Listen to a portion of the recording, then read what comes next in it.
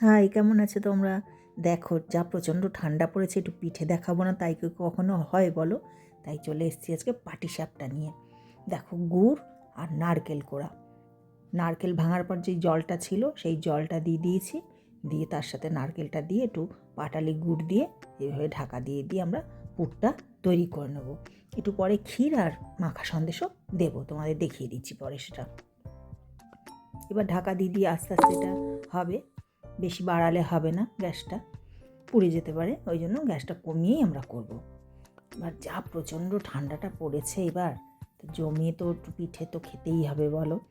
তো ওই জন্য পাটিসাপটাটা সামনেই পৌষ পার্বণ আসছে, তো তোমাদের পাটিসাপটাটা আজকে ওই জন্য দেখিয়ে দিই। এবার ব্যাটারটা দেখো তৈরি করব। 1 কাপ ময়দা নিয়ে নিলাম, এই সম পরিমাণে সুজি নিয়ে নেবো 1 কাপ, নিয়ে দুধটা একটু উষ্ণ দুধে আমরা এটা গুলবো। আর 1 চামচ আটা দিয়ে দেবো বড় করে, তাহলে কী হবে পাটিসাপটাটা ফটাফট উঠে যাবে, তোমার ফ্রাই প্যানে একটুও লেগে যাবে না আটাটা দেওয়ার জন্য। দেখো অল্প করে প্রথমে দুধ দিলাম, দিয়ে ভালো করে এটা হাত দিয়েই তোমরা ভালো করে মেখে নিতে পারবে, আমিও সেটাই নেব। ভালো করে মেখে নিয়ে তারপর বেশি পরিমাণে দুধ দিলাম, দিয়ে আর খেজুরের গুড়, যেটা ঝোল গুড় বলে, খেজুরের গুড় দিয়ে দিলাম, দিয়ে ওই ব্যাটারটা তৈরি করে ওটা ঢাকা দিয়ে ঘন্টা 2 রেখে দিলে ভালো হবে। আর এই পুরটার মধ্যে দেখো এই যে খোয়া ক্ষীর আর মাখা সন্দেশটা দিয়ে দিলাম। এবার গ্যাসটা কমিয়ে আস্তে আস্তে আস্তে আস্তে এটাকে ভালো করে পাক দিয়ে দিতে হবে। তোমরা কিন্তু অবশ্যই বানাবে পৌষ সংক্রান্তিতে পিঠে। আরও অন্য পিঠেও তোমাদের আস্তে আস্তে দেখাবো। তো দেখো এইভাবে আস্তে আস্তে এটাকে করে নিতে হবে, একদম মাখো মাখো হয়ে আসবে, হয়ে আসলে পুরটা রেডি হয়ে যাবে। ভালো লাগলে তোমরা লাইক করো, একটু শেয়ার করো, একটু সাবস্ক্রাইব করো, তাহলে নতুন নতুন রান্না আমার দিতেও ভালো লাগবে।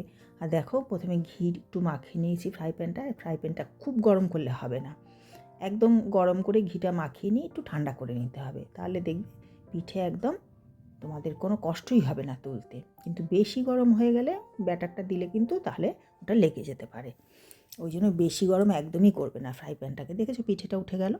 এবার বড় ফ্রাই প্যান সেহেতু আমি আরেকটা পিঠেও দিয়ে দিলাম পাশ দিয়ে, ওই পিঠেটাও আস্তে আস্তে ভাজা হতে থাকবে। আর দেখো পুরটা দিয়ে ওই পুরটা করে নিয়েছি, পুরটা দিয়ে দিয়ে এবার আস্তে আস্তে এইভাবে আমি সব পিঠেগুলো বানিয়ে নেবো, তোমরাও এইভাবে বানিয়ে নেবে, ঠিক আছে? যে যেরকম খেতে ভালোবাসো, একটু হালকা ভাজা, একটু ডিপ ভাজা, একটু কড়া ভাজা হবে ঘি দিয়ে, সেইভাবেই ভেজে নেবে, নিয়ে পাটিসাপটা একদম রেডি। এইভাবে বানিয়ে কিন্তু অবশ্যই খাবে। দেখো আমি পরে কি করব জানো, আরেকটা ফ্রাই প্যান বসিয়ে নেবো পাশে, নিয়ে দুটো ফ্রাই প্যানে খুব তাড়াতাড়িভাবে পিঠেগুলো সব করে নেব। দেখো রেডি আমার পিঠে।